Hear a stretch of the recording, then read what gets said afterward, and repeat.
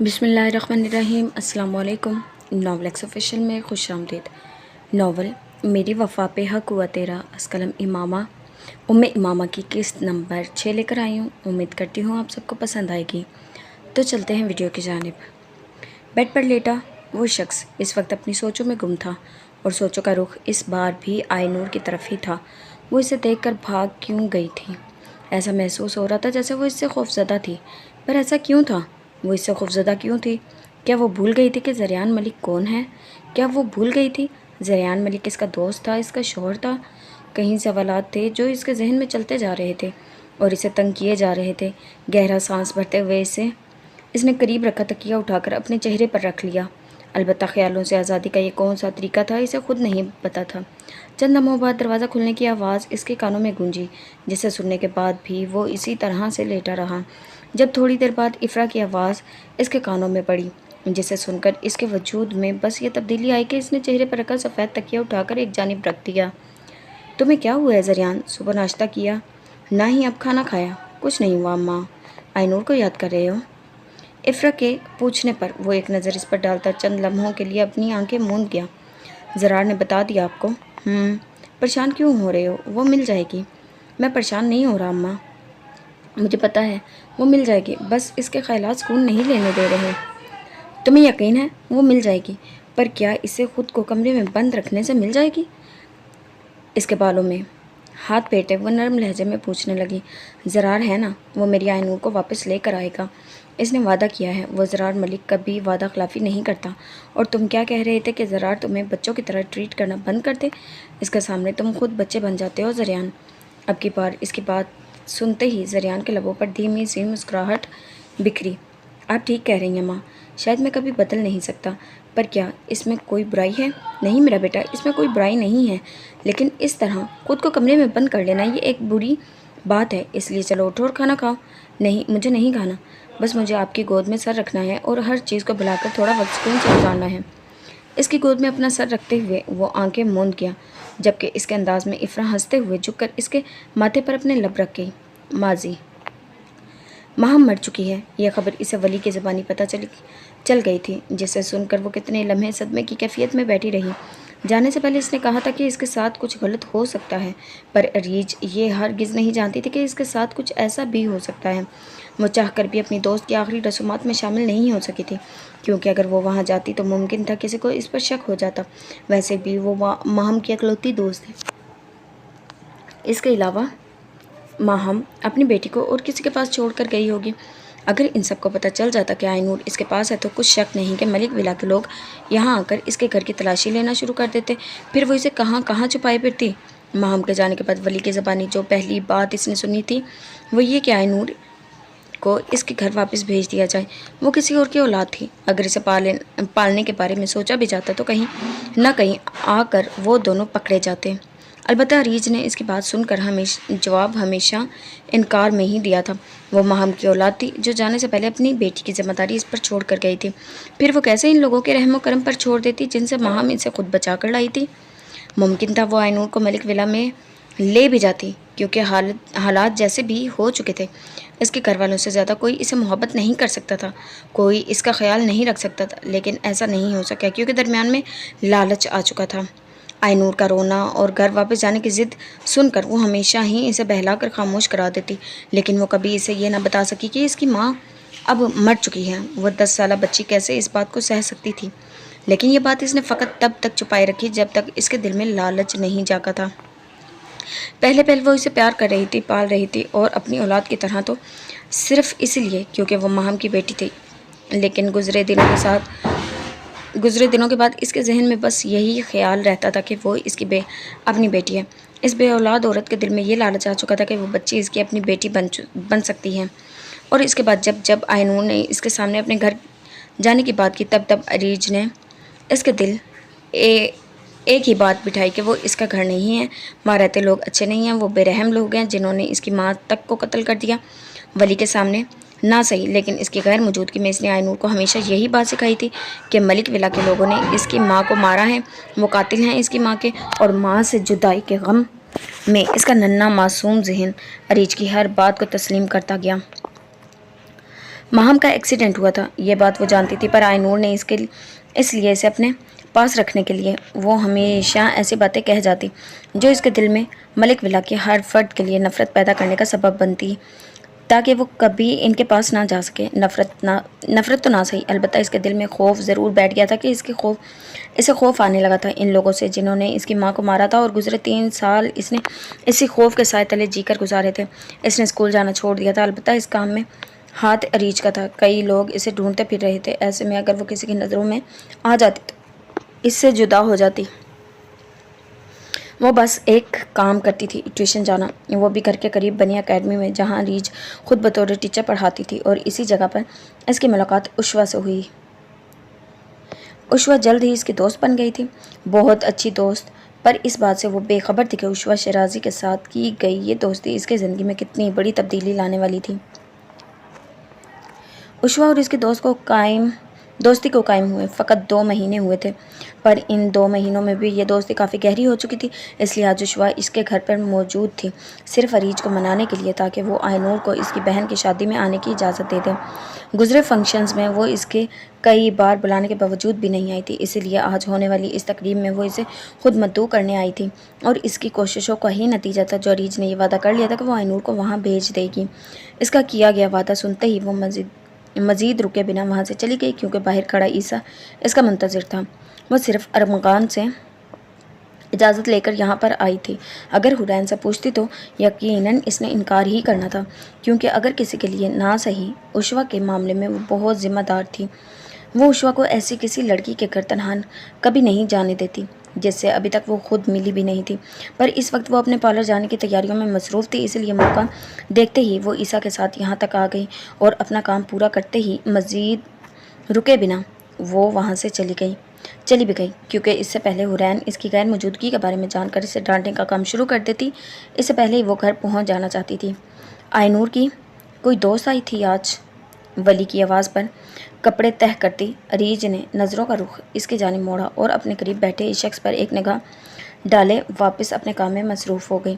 हाँ, इसका नाम उश्वा है, इसकी बहन की शादी है। आखिरी बार जब हमारी एकेडमी में मुलाकात हुई थी तब भी इसने काफ़ी इसरार किया था, लेकिन मैंने आयनूर को इजाज़त नहीं दी। पर अब जबकि वो ख़ुद घर तक आई थी तो मैं ज़्यादा इनकार ना कर सकी। मैंने इससे वादा कर लिया कि आयनूर को फ़ंक्शन में भेज दूँगी, लेकिन अगर वहाँ किसी ने इसे देख लिया, तो वहाँ कोई ऐसा मिल गया जो इसे जानता हुआ, तो फिर क्या होगा? मैं इसे इस मुतालिक समझा चुकी हूँ वली। अरीज की बात सुनते ही इसने सर को होले से इस बात में जम्बिश दी। मैंने आयनूर से बात की थी। किस बारे में? यही कि अगर वो चाहे तो मैं इसे इसके घर वालों के पास भेज दूँगा।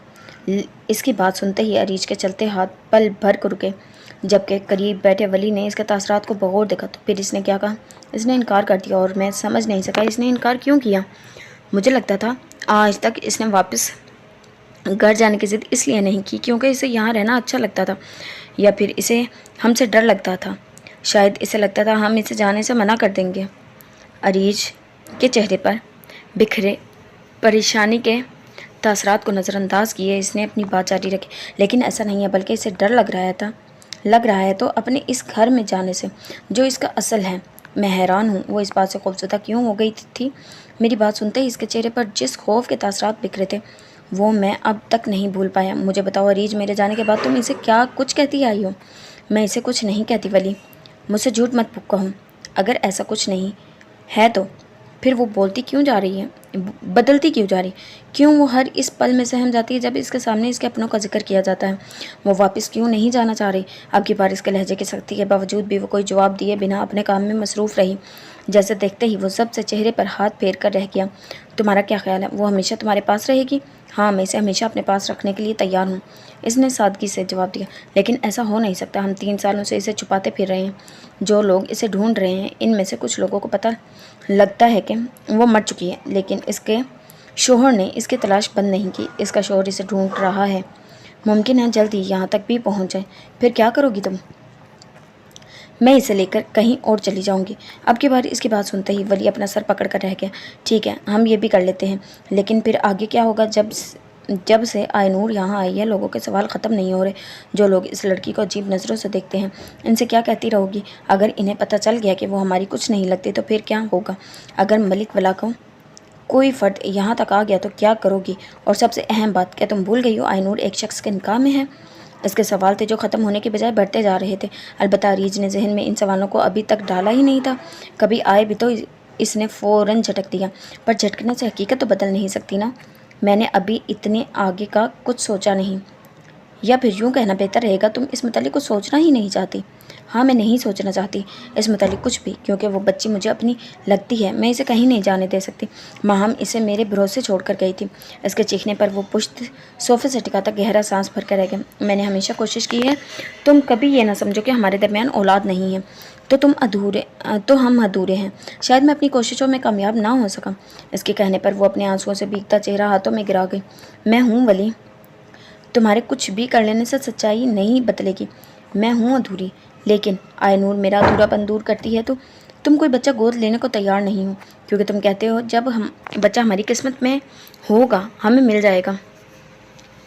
تو اب مل گئی نا ہمیں ایک بچی جس کے ساتھ ہم خوش ہیں۔ ماہم اسے میرے ذمے چھوڑ کر گئی تھی اور میں اسے کہیں نہیں جانے دوں گی۔ میں بس آج میں جینا چاہتی ہوں۔ میں نہیں سوچ رہی اس متعلق کچھ بھی، نہیں سوچ رہی کہ کل کو جب آئے نور بڑی ہوگی تب کیا ہوگا، اس کی زندگی کس موڑ پر آ جائے گی۔ نہیں جانتی اگر زریان نے اسے ڈھونڈ لیا تو کیا ہوگا۔ میں بس اس کے ساتھ آج کو خوبصورت بنانا چاہتی ہوں۔ اس کے رونے میں مزید اضافہ ہوا، جسے دیکھ کر ولی نظروں کا رخ موڑ گیا۔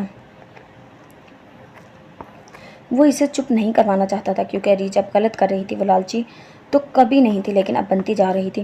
وہ آئے نور کو اس جگہ سے دور کر رہی تھی جو اس کی اپنی تھی، جہاں اس کے لیے خوشیاں بکھری پڑی تھیں۔ اسے روتے دیکھ کر وہ کچھ کہے بنا اپنی جگہ سے اٹھا اور گھر سے باہر چلا گیا، اور اس کا ایسا رد عمل دیکھتے ہی اس کے رونے میں مزید شدت آ گئی۔ اس کا خیال تھا ولی غصے میں گھر سے گیا تھا تو اب رات سے پہلے واپس نہیں آئے گا، لیکن ایسا کچھ نہیں ہوا تھا۔ اس کی واپسی تھوڑی دیر میں ہی ہو چکی تھی، البتہ اس کے چہرے پر بکھرے تاثرات اریج کو خاصا پریشان کر چکے تھے۔ کیا ہوا؟ وہ لوگ یہاں آ گئے۔ اسے ڈھونڈتے ڈھونڈتے وہ لوگ یہاں آ گئے، جیسا کہ میں اب تک کہتا آیا تھا۔ ایک نہ ایک دن وہ لوگ آئے نور تک پہنچ ہی جائیں گے۔ اس کی بات سنتے ہی اریج کا دل زوروں سے دھڑکا تھا۔ ایک یہی لمحہ تھا جو وہ تصور نہیں کرنا چاہتی تھی۔ ڈر تھا کہیں سوچنے سے ہی وہ سب حقیقت میں نہ آ جائے، لیکن اس کے بنا کچھ سوچے بھی ایسا ہو رہا تھا، اور یہ حقیقت تھی۔ پلیز کچھ کرو، پلیز آئے نور کو لے کر آؤ، ہمیں گھر خالی کرنا ہوگا، وہ کسی بھی وقت یہاں پر آ سکتے ہیں۔ عجلت پر انداز میں کہتا وہ اپنے کمرے کی طرف چلا گیا، جبکہ اس کی کہی بات پر عمل کرتے ہوئے وہ تیز قدم اٹھاتی آئے نور کے کمرے کی طرف چلی گئی۔ 3 سالوں کی محنت کے بعد بالآخر وہ اس مقام تک پہنچ ہی گیا تھا جہاں آئے نور رہ رہی تھی۔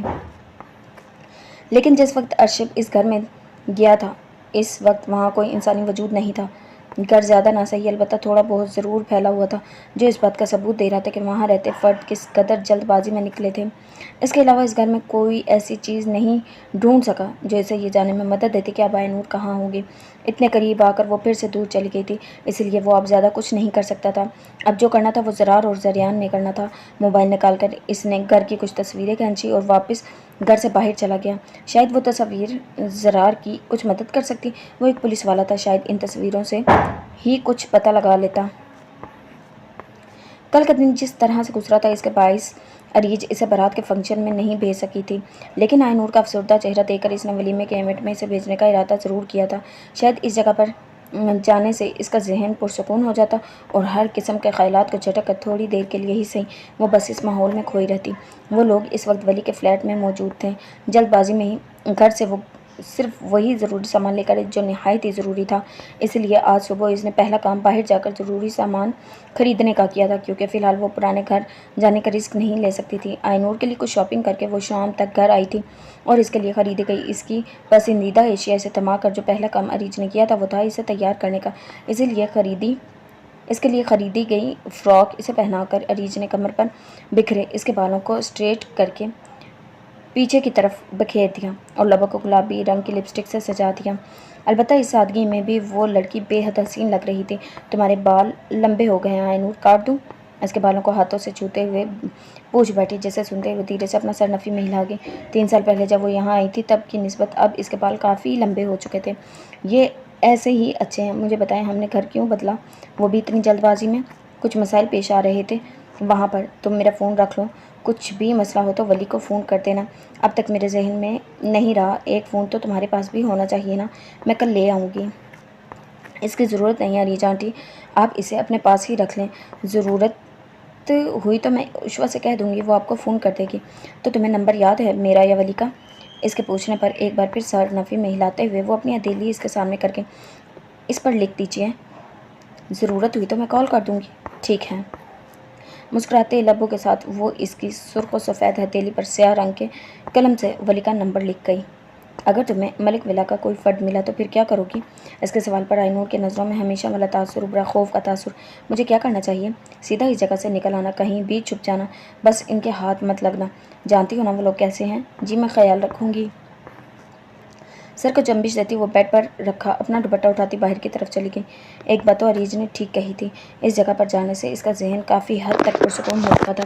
وہ کچھ دیر کے لیے تمام ان باتوں کو بھول جائے گی جنہیں اس نے تنگ کیے رکھا ہے، اور ایسا ہی ہوا تھا۔ وہاں جاتے ہی اسے پہلی ملاقات عشوہ سے کی تھی اور دوسری ملاقات حرین اور صدف سے۔ وہ بےتاب تھی اسے اپنے گھر کے ہر فرد سے ملانے کے لیے، اور اس کا بےتاب بھی برا انداز آئی نور کی مسکراہٹ کا سبب بن رہا تھا۔ ارشب اور ارمغان اس وقت اسے کہیں نظر نہیں آ رہے تھے، اس لیے وہ اس کا ہاتھ تھامے اب اسے نیچے کی طرف لے جانے کا ارادہ رکھتی تھی، کیونکہ عیسیٰ اس وقت وہیں پر تھا۔ البتہ کانوں میں پڑتی صدف کی آواز پر وہ آئی نور کو وہیں رکنے کا اشارہ کر کے اس کے پاس چلی گئی، اور اس کے جاتے ہی وہاں کھڑی آئی نور باہر کی طرف چلی گئی۔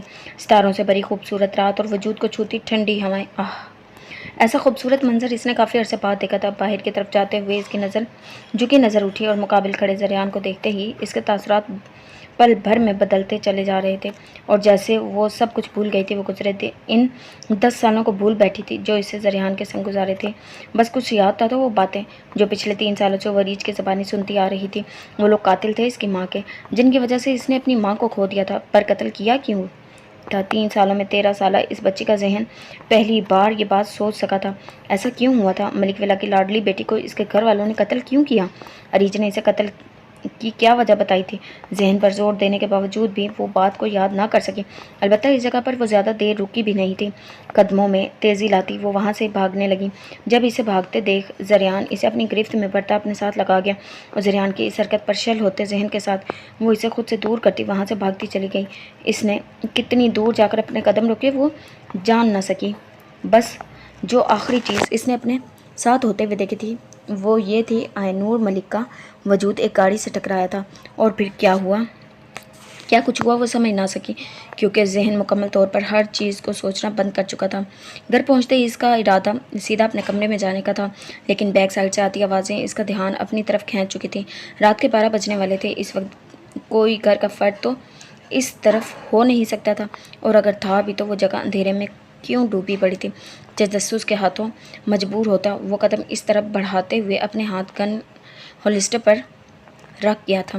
مضبوط قدم اٹھاتا وہ بیک سائڈ کی طرف گیا اور بکھرے اندھیرے کے باعث ہاتھ بڑھا کر سوئچ بورڈ ڈھونڈنے لگا۔ جب اپنے پیچھے کسی کی آہٹ محسوس کر کے اس کے لب بے ساختہ طور پر مسکراہٹ میں ڈلے ہولسٹر پر رکھا اپنا ہاتھ ہٹاتے وہ مڑ کر جھٹکے سے اس کے وجود کو اگلے ہی پل اپنی گرفت میں لیتا اس کی گردن کے گرد اپنے بازو کا حصار بنا گیا۔ میرا بچہ ایسی حرکتیں نہ کیا کرو، اگر میں پستول نکال لیتا تو کیا ہو جاتا؟ آپ نے کون سا گولی چلا دینی تھی؟ بکھرے اندھیرے میں اس کی چہکتی آواز زرار کے کانوں میں گونجی، جسے سنتے ہی وہ اپنی تھوڑی اس کے شانے پر رکھ گیا تھا۔ آپ کو کیسے پتہ چلا کہ یہاں میں تھی؟ میں تمہاری آہٹ بھی پہچان لیتا ہوں، نرم لہجے میں کہتے ہوئے اس نے نایاب کو اپنے حصار سے آزاد کیا اور بورڈ کی جانب ہاتھ بڑھا کر لائٹ آن کرتا ہے اس جگہ کو روشن کر گیا۔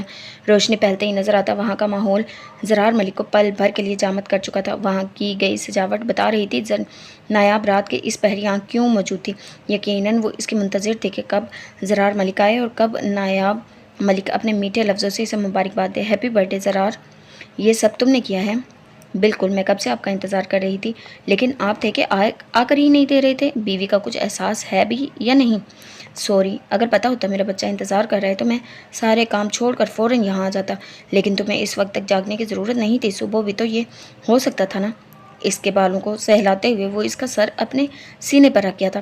میں آپ کو سب سے پہلے وش کرنا چاہتی تھی، پھر اس سے کیا ہو جاتا پتہ نہیں۔ خیر چلیں آئے ہم کیک کٹ کرتے ہیں، کب سے میں اسے کھانے کے لیے بےتاب ہوں۔ اپنا چہرہ اس کے سینے سے دور کرتی وہ اس کا ہاتھ تھامے اسے کھینچتے ہوئے ٹیبل کے قریب لے گئی تھی، جہاں سرخ و سفید پھولوں سے سجی اس ٹیبل کے درمیان میں کیک رکھا ہوا تھا۔ نایاب کو اپنے حصار میں لیے اس نے ٹیبل پر رکھی نائف اٹھائی اور اس کے ہاتھ میں تھما کر اس کے نازک ہاتھ کو اپنی سخت گرفت میں لیے کیک کٹنے کا کم سر انجام دینے لگا۔ اس کی گرفت میں موجود اپنا ہاتھ نرمی سے دور کرتی وہ کیک کا پیس اٹھائے مڑ کر اسے دیکھتی چاکلیٹ کیک اس کے منہ تک لے گئی اور زرار کے بائٹ لیتے ہی بچا ہوا سارا حصہ اپنے منہ میں ڈال لیا، جس کے باعث سفید گال پھول کر اس کی معصومیت میں کچھ اور اضافہ کر گئے تھے۔ اس کی حرکت پر مسکراتے ہوئے زرار نے اس کے لبوں کے قریب لگی چاکلیٹ صاف کی۔ جب منہ میں چلتی چاکلیٹ سے بھری اس شے کو اپنے اندر اتار کر وہ اس کے جوتوں میں مقید قدموں پر اپنے پیر رکھتی، اس کے گردن کے گرد اپنے بازو کا حصار بنا کی۔ ہاں بیوی کیا حرکت ہے! سامنے کھڑی لڑکی کے ہوا سے اڑتے بالوں کو دیکھتے کان کے پیچھے کرتے ہوئے وہ دلکشی سے مسکراتے ہوئے پوچھا، مجھے یہ بتائیں آپ کو سجاوٹ کیسی لگی؟ میں نے اتنی محنت کی تھی لیکن آپ نے تعریف ہی نہیں کی۔ بہت خوبصورت ہے، لیکن تم نے بلا وجہ خود کو تکایا۔ اگر مجھے برتھ ڈے وش کر کے بس گال پر ایک کس دے دیتی تو میں اس میں بھی خوش ہو جاتا، بلکہ بہت زیادہ خوش ہو جاتا۔ میں نے یہ سب آپ کو امپریس کرنے کے لیے کیا تھا، پر مجھے امپریس کرنے کی بلا کیا ضرورت پڑ گئی؟ میں تو پہلے ہی تمہارا دیوانہ ہوں، اوپر سے ہر روز نظر آتا تمہارا نیا روپ میری دیوانگی کو مزید بڑھا رہا ہے۔ اس کی بات کا مطلب سمجھتے ہی نایاب اس سے دور ہوتی، اپنے بازو فوراً نیچے کر کے جسے دیکھتے ہی وہ اسے اپنے قریب کرتا، اس کے ہاتھ اپنی گرفت میں لیے پھر سے اسے اسی انداز میں کھڑا کر گیا جس میں وہ چند لمحے پہلے کھڑی تھی۔ لیکن یہ بری بات تھوڑی ہے میرا بچہ۔ ماں کہتی ہیں ایسے کام کرنے چاہیے، شور کو اچھا لگتا ہے، بس اسی لیے میں نے یہ سب کیا۔ چاچی کہتی ہیں یہ تم اپنی مرضی سے کرتی ہو۔ اس کے پوچھنے پر وہ بنا کوئی جواب دیے اپنا سر جھکا گئی، جسے دیکھتے وہ اس کی تھوڑی پر ہاتھ رکھتا اس کا جھکا سر اٹھا گیا۔ مجھے تو لگتا تھا نایاب بہت کم عقل ہے، لیکن اب آہستہ آہستہ احساس ہو رہا ہے میری بیوی خاصی سمجھدار ہو چکی ہے۔ پھر کیا کہتی ہو؟ جس رخصتی کو درمیان میں لٹکایا ہوا ہے اس کی تیاریاں شروع کر دوں؟ مسکراتے لبوں کے ساتھ کہتا اس کا چہرہ اپنے ہاتھوں میں بھرتے وہ اس کے چہرے پر جھک گیا اور اپنی پیشانی پر اس کا لمس محسوس کرتے ہی وہ اپنی آنکھیں موند گئی۔ جواب دو نایاب۔ کیا جواب دیں؟ جھکی پلکیں اٹھا کر وہ اب کی بار نہ سمجھی سے پوچھنے لگی، رخصتی کی تیاری شروع کر لی جائے؟ ایسا کرتے ہیں، کر ہی لیتے ہیں، کیونکہ اب تو میرا بچہ ہمارے رشتے کو آسانی سے سمجھنے لگ گیا ہے۔ اس کی شرارت سے بھرپور آواز کانوں میں پڑتے ہی وہ لب بھینچ کر اپنی مسکراہٹ روک گئی اور زرار کو پھر سے خود پر جھکتے دیکھ کر بھاگتے ہوئے وہاں سے چلی گئی۔ البتہ اپنے اس عمل کے باعث وہ زرار ملک کو کہکا لگانے پر مجبور کر گئی تھی۔ نایاب کے وہاں سے جاتے ہی تیز قدم اٹھاتا وہ خود بھی اندر کی طرف جانے لگا تھا، جب وہاں کھڑے وہاج کو دیکھتے ہی وہ لب بھینچتے ہوئے سر کھجا کر رہ گیا تھا۔ آپ نے کچھ دیکھا بابا؟ وہاج کے قریب آتے ہی وہ دھیمے لہجے میں پوچھنے لگا، جسے سنتے ہی وہاج بے اختیار ہنسا۔ میں نے تو بس یہی دیکھا ہے کہ نایاب اندر بھاگ گئی۔ ہاں، البتہ وہ اس طرح اندر کیوں گئی ہے یہ میں نہیں سمجھ سکا۔ وہاج کے بتانے پر وہ اب کی بار اپنی مسکراہٹ ضبط کیے بنا چہرہ دوسری طرف کیے بے سختہ ہنسا۔ آپ اس وقت یہاں کیا کر رہے ہیں؟ مجھے نیند نہیں آ رہی تھی، اس لیے یہاں چلا آیا۔ تم ابھی آئے ہو؟ جی بس تھوڑی دیر پہلے ہی آیا تھا۔ آئے نور کا کچھ پتہ چلا؟ انشاءاللہ کل تک پتہ چل جائے گا اور پھر وہ واپس ہمارے درمیان آ جائے گی، آپ پریشان مت ہو۔ اس کے بتانے پر وہ دھیمے سے مسکراتے ہوئے اس کا اشارہ تھپتھپا کر قدم آگے کی طرف بڑھا گیا، جسے دیکھتے ہوئے زرار خود اپنے قدم اس کے برابر ملا گیا۔ تمہارے ہوتے ہوئے مجھے پریشانی نہیں ہوتی زرار، کیونکہ میری پریشانی کو دور کرنے کے لیے تم ہو، جانتے ہو نا، تم میرا بازو، مضبوط بازو۔ اس کی طرف دیکھتے ہوئے وہ نرمی سے کہنے لگا، جیسے سنتے ہی زرار نے سر کو ہلکی سی جنبش دی۔ میں جانتا ہوں آج کل مام کی بہت یاد آ رہی ہے، میں کل قبرستان جاؤں گا، کیا آپ ساتھ چلیں گے؟ زرار کے پوچھنے پر اس کا سر ہمیشہ کی طرح نفی میں ہلا۔ ایسا محسوس ہوتا ہے اس کے ساتھ جو بھی ہوا وہ میری وجہ سے ہوا، میں وہاں جانے سے ڈرتا ہوں۔ آئے نور کو لے کر آؤ زرار، شاید اس کے یہاں آنے سے مجھے سکون مل جائے اور میں اس پچھتاوے کی قید سے آزاد ہو جاؤں۔ میرے کچھ کہنے کا اور آپ پر کچھ اثر نہیں ہونا، وہ شاید تب تک ہوگا بھی نہیں جب تک آپ آئے نور کو اپنے سامنے دیکھ نہیں لیتے۔ اس لیے بس ایک ہی بات کہوں گا، بلکہ ایک وعدہ کروں گا، کل تک ملک ولا میں آئے نور ملک موجود ہوگی۔ اس کے کہنے پر وہاج پرسکون ہوتا اپنے چلتے قدم روک گیا۔ زرار ملک وعدہ خلافی نہیں کرتا تھا، اس نے وعدہ کیا تھا تو آئے نور کل تک یہاں موجود ہوگی۔ میں تو بھول ہی گیا تھا کہ تمہارے سالگرہ کا دن شروع ہو چکا ہے۔ تمہیں سالگرہ مبارک ہو زرار۔ اسے اپنے ساتھ لگاتا وہ ہمیشہ کی طرح اسے کامیابی کی دعا دینے لگا، جسے سنتے ہی زرار کے لب خوبصورت سے مسکراہٹ میں ڈلے۔ بہت شکریہ، بتاؤ تحفہ کیا چاہیے؟ بس ایک وعدہ چاہیے۔ کیسا وعدہ؟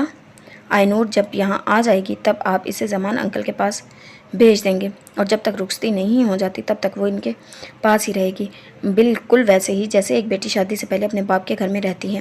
ان کی تڑپ ہم میں سے کسی سے بھی چھپی ہوئی تو نہیں ہے، اور میں نہیں چاہتا وہ مزید اپنی بیٹی کے لیے ترسیں یا اس سے دور رہیں۔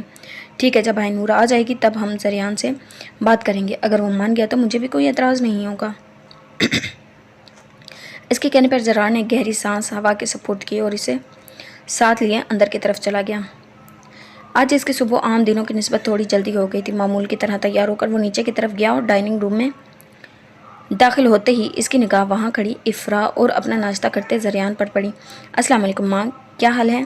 اس کی آواز پر زریان ایک نظر اس پر ڈالتا وہاں واپس اپنا سر جھکا گیا، جبکہ اسے دیکھتے ہی افرا مسکراتے ہوئے اس کے قریب جاتی اس کے ماتھے پر اپنے لب رکھ گئی۔ کب سے تمہارا انتظار کر رہی تھی۔ کس لیے؟ تمہیں بڑے وش جو کرنا ہے۔ اس کی تھوڑی کو چھوتے ہوئے وہ ایک مرتبہ پھر اس کے ماتھے پر لب رکھتی، اس کی سالگرہ مبارکباد دیتی۔ وہ دعائیں دینے لگی جو زرار ملک کے لیے ہمیشہ اس کے دل سے نکلتی تھی۔ آپ کا شکریہ، یہ شکریہ۔ اچھا، میں آج جلدی آؤں گا۔ نایاب سے کہیے گا کالج سے آتے ہی تیار ہو جائے، میں آج اسے لے کر باہر جاؤں گا۔ ٹھیک ہے، کہہ دوں گی۔ بیٹھو، میں تمہارا ناشتہ لے کر آتی ہوں۔ اسے بیٹھنے کا اشارہ کرتے وہ وہاں سے چلی گئی، جبکہ اس کے جاتے ہی زرار نے گھورتی نظروں سے زریان کی جانب دیکھا جو خود پر ٹکی اس کی گھورتی نظروں کے باعث گلا کھنگار کر رہ گیا۔ کیا تمہیں میری بھی مبارکباد چاہیے؟ بالکل، تمہارے منہ میں یہ کیا دہی جمی ہوئی ہے؟ چلو دے دیتا ہوں۔ ہیپی برتھ ڈے زرار، میرے بھائی، تمہیں سالگرہ بہت مبارک ہو۔ پر اس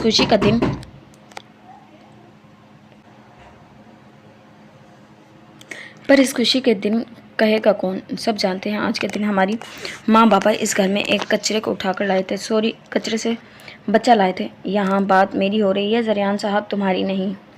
اس کے بالوں کو بکھیرتے ہوئے وہ اس کے سامنے رکھی آملیٹ کی پلیٹ اپنی طرف کھینچ گیا۔ نہ کہ زرار، مجھے باہر جانا ہے۔ میں نے 15 منٹ لگا کر اپنے بال بنائے تھے۔ کون سا خوبصورتی میں اضافہ ہو گیا تھا، بلکہ جناب مزید خوفناک لگ رہے تھے۔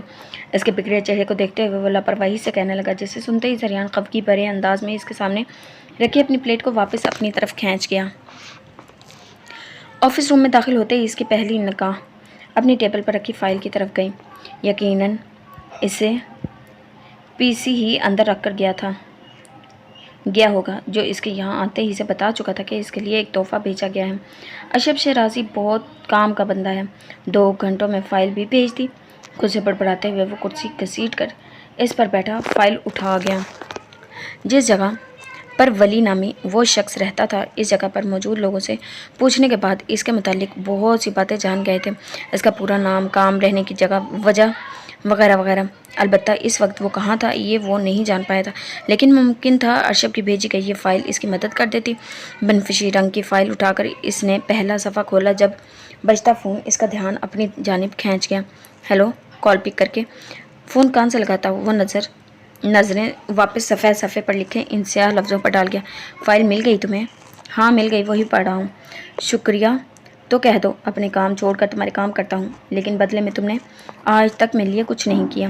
اتنا بھڑک کیوں رہے ہو؟ شکریہ ادا کیے کئی بار تو کرتا ہوں اور تمہاری مدد کرنے کو بھی تیار ہوں، پر تم مانگتے کب ہو؟ خیر، تمہارا بہت شکریہ ارشد شیرازی، اب رہنے دو۔ 3 الفاظ ادا کر کے وہ کال کٹ کر گیا تھا، جس کے باعث وہ بے ساختہ ہنسا۔ اس کی محبوبہ پھر روٹھ گئی تھی۔ اب تمہیں بعد میں ہی منایا جائے گا، ابھی کے لیے روٹھے رہو۔ مسکراتے ہوئے موبائل ٹیبل پر رکھ کر اس نے ایک مرتبہ پھر نظریں فائل پر ٹکا لیں، اور اس مرتبہ ذہن کے تار کہیں دور تک جا چھڑے۔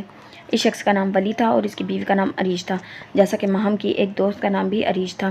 کیا یہ محض ایک اتفاق تھا؟ ہرگز نہیں۔ بھلا اس شہر میں وہ اپنی بیٹی کو کہاں چھوڑ کر جا سکتی تھی؟ اگر اس کی دوست اسی شہر میں تھی تو یقیناً ماہم نے اسے اسی شخص کے پاس چھوڑا ہوگا۔ نظریں دوڑا کر اس نے ایک مرتبہ پھر اس فائل کو پڑھا۔ ولی پچھلے 7 سالوں سے اس شہر میں رہ رہا تھا۔ اس سے پہلے وہ کہاں رہتا تھا یہ بات فائل کے ان کاغذات پر درج نہیں تھی۔ ماہم کی دوست شادی کے بعد اسلام آباد جا چکی تھی، لیکن جیسا کہ اس میں لکھا تھا وہ 7 سالوں سے یہاں رہ رہی تھی، تو ممکن تھا ولا سے نکلنے کے بعد ماہم نے آئی نور کو عریش کے پاس ہی چھوڑا ہو۔ یقیناً ایسا ہی ہوا ہوگا۔ ذہن میں جڑتے तार ये बात साबित कर चुके थे कि वो मिल चुकी है, आइनूर मिल चुकी है। इसके चेहरे पर मुस्कुराहट बिखरी थी, हसीन मुस्कुराहट, दिलकश मुस्कुराहट। इसे ऐसा महसूस हो रहा था कि सालों की मेहनत अब रंग ले आएगी। अब यकीनन आइनूर ने मिल जाना था। वो पास ही थी, आइनूर अब दूर नहीं थी। इसके भाई की ज़िंदगी भी अब खुशियों से भरने वाली थी और फिर सब कुछ ठीक हो जाना था। होटल से बाहर निकलते ही इसकी गाड़ी के करीब खड़े ड्राइवर ने जल्दी से बैक सीट का दरवाज़ा खोला और इस शख्स की गाड़ी में बैठते ही खुद ड्राइविंग सीट पर जा बैठा। जिसे देखते ही वहाँ खड़ा सारिम भी अपनी जगह यानी पैसेंजर सीट पर आकर बैठ गया। दरमियानी रफ्तार से चलती गाड़ी अपनी मंजिल की तरफ जाने लगी, जबकि पिछली सीट पर बैठा ज़ेहान हसन अपनी नज़रें खिड़की से दिखाई देते इन मनाजिर पर जमा गया था। लम्हा ब लम्हा बदलते वो खूबसूरत मनाजिर आज इसका मूड खुशगवार बना रहे थे। अलबत्ता इन हसीन मंजरों में खलल सारिम की आवाज़ ने पैदा किया था। सर, ज़रार मलिका, क्या करना है? तुमने मेरा काम कर दिया? नज़रें मंजिर से हटाए बिना इसने संजीदगी से पूछा। जी, कर दिया था। इसकी बीवी आज जब कॉलेज के बाद अपने घर जा रही थी तो हमने इसे किडनैप कर लिया था और इस वक्त वो इसी जगह पर मौजूद है जहाँ इसे रखने का आपने हुक्म दिया था। ठीक है, ज़रार मलिक को फ़ोन करो और इसे बताओ कि इसकी बीवी कहाँ है। यकीनन वो अब तक इस बात से लाइल्म है कि इसकी बीवी अगवा हो चुकी है। इसे वहाँ बुलाओ जहाँ इसकी बीवी मौजूद है, ताकि हम भी एसपी साहब को हकीकत में देख सकें। ठीक है, मैं कर देता हूँ, लेकिन इसके बाद क्या होगा? अब की बार इसके पूछने पर ज़ेहान ने नज़रें मंजर से हटाकर सारिम की जानिब देखी, जो चेहरा इसकी तरफ मोड़े इसके अगले हुक्म का मुंतज़िर था। तुम्हारा क्या ख्याल है सारिम? मैं इसे दावत पर बुला रहा हूँ। नहीं, सॉरी, मेरे कहने का ऐसा कोई मतलब नहीं था, बस पूछना चाह रहा था। आप आगे क्या करने का इरादा रखते हैं? इसके लहजे की सख्ती के बायस हड़बड़ाते हुए वो चेहरे का रुख सामने की तरफ कर गया था। वो मेरे बारे में जान चुका है, किसी भी वक्त मुझे पकड़ने आ सकता है। ऐसे में इसे मारने के अलावा मैं और कुछ नहीं करने वाला। जानते हो ना, मैं इन लोगों को ज़िंदा नहीं रहने देता जो मेरे काम में किसी भी तरह खलल पैदा करने का सबब बने। इसकी बात समझते हुए सारिम ने सर को हल्की सी जंबिश दी। किसी की जान लेना ज़ेहान हसन के लिए नई बात नहीं थी। वो हर इस परिंदे के पर काटने का फ़न रखता था जो इसके रास्ते में आकर इसे तंग करता, यही इसके काम में खलल पैदा करने का सबब बनता। गला खंगारते हुए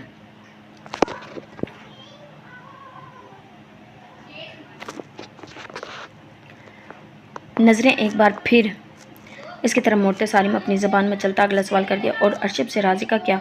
वो भी तो आपकी हकीकत से वाकिफ़ है। अगर ज़रार मलिक को मार भी दिया तो अर्शिफ शिराजी आपको नहीं छोड़ेगा। इसके लबों से अदा हुए इन लफ्ज़ों का कोई जवाब दिए बिना वो नज़रों का रुख वापस हसीन मनाजर की तरफ मोड़ गया था। अलबत्ता अब की बार चेहरे के तासरात में एक चीज़ की तब्दीली ज़रूर हुई थी। सारिम की बात ने इसके लबों पर धीमी से मुस्कुराहट बिखेर दी थी। अर्शिफ शिराजी के साथी से क्या करना था, ये वो सोच चुका था। फाइल बंद करके इसने अपना मोबाइल फ़ोन उठाया और अर्शद को कॉल मिलाकर फ़ोन कान से लगा लिया। इसकी मिलाई गई कॉल थोड़ी देर में ही मौसूल हो चुकी थी। अगर तुमने मुझे मनाने के लिए फ़ोन किया है तो मैं अब की बार अपने पसंदीदा रेस्टोरेंट से खाना खाकर ही मानूंगा। इसकी बात सुनते ही वो हंसते हुए सर झुका गया, जिसके बाईस बालों के लिए चंद लीटे पेशानी पर बिखरने का काम सर अंजाम दे गई थी। ठीक है, ये भी कर दूंगा, लेकिन फ़िलहाल मेरा एक काम करो। क्या काम है? इसकी आवाज़ अब की बार कुछ तब्दील हुई, जिसे सुनकर ज़रार के लिए अंदाज़ा लगाना मुश्किल नहीं था कि दूसरी तरफ मौजूद वो शख्स कुछ खा रहा था।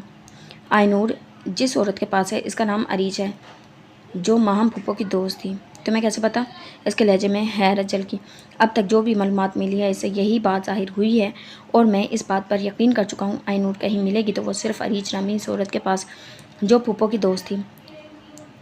ज़रार को मुझे समझने दो, ज़रा रुको, मुझे समझने दो। अगर वो औरत तुम्हारी फूफो की दोस्त है तो वो आइनूर को अब इसके अपनों के पास क्यों नहीं लाई? कन्फर्म तो नहीं? लेकिन हो सकता है फूफो ने इसे ऐसा करने से मना किया हो। वैसे भी वो जिस कैफियत में विला से गई थी, इसे कोई भी नावाकिफ़ नहीं है। इन्हें डर था कि इनकी बेटी को इनसे छीन लिया जाएगा। मुमकिन है अपनी दोस्त से भी इन्होंने यही बात की हो और शायद यही वजह हो कि वो जिस दिन तुम्हारी इस जगह पर पहुंचते ही वो लोग वहाँ से भागे, वो आइनूर को हमसे छुपा रहे हैं और वजह शायद यही है। लम्हे भर के लिए बात रोक कर इसने फ़ोन कान से दूर किया, क्योंकि अर्शद के मुसलसल खाने के बायस पैदा होती आवाज़ इसे उलझन ज़दा कर रही थी। मुझे नहीं लगता ऐसा कुछ होगा। मान लेते हैं तुम्हारी फुप्पो ने ये बात कही होगी, लेकिन इनके गुजर जाने के बाद भी वो आइनूर को अपने पास रख कर क्यों बैठी हो सकता है वही बात हो जो तुम कह रहे हो, वो औरत दोस्त की आखिरी ख्वाहिश पूरी कर रही हो। लेकिन कोई और बात भी तो हो सकती है ना। बात मुकम्मल करके वो दूसरी तरफ मौजूद शख्स के कुछ कहने का मुंतज़िर था। रुक क्यों गए? आगे कहो। मुंह में मौजूद इस शय को अपने अंदर उतारते ही वो हंसते हुए कहने लगा। ज़रार खामोश क्यों हुआ था वो अच्छे से समझ गया था, इसीलिए इस वक्त मज़ीद कुछ खाने का काम इसने नहीं किया था। आइनूर 3 साल पहले विला से गई थी और पप्पो के दोस्त 7 साल पहले इस शहर में आ गई थी, लेकिन हम में से कोई भी इसके बारे में नहीं जानता था। अगर पता होता तो पहला काम इससे ही ढूंढने का किया जाता। इन्होंने विला से निकलने के बाद आइनूर को इसके पास ही छोड़ा होगा, जिसके बाद इनका एक्सीडेंट हो गया और फिर घंटे भर बाद मौत, इसलिए किसी को इस औरत के बारे में इल्म नहीं हो सका। लेकिन मैं जानता हूँ आइनूर वहीं होगी। बात की जाए तुम्हारी राय के मुतालिक तो तुम भी सही हो। अरीजना में इस औरत ने आइनूर को अपने पास क्यों रखा हुआ है, इसकी असली वजह तो हम इससे मिलने के बाद ही जान पाएंगे। आइनूर 3 साल से इसी शहर में थी और तुम इसे ढूंढ नहीं सके। ज़रार वैसे तो तुम्हारा दिमाग बहुत तेज़ चलता है। अब की बार क्या हुआ? वो तंज कर रहा था या पूछ रहा था, ज़रार समझ नहीं सका। बाबा को लगता था आइनूर नहीं रही।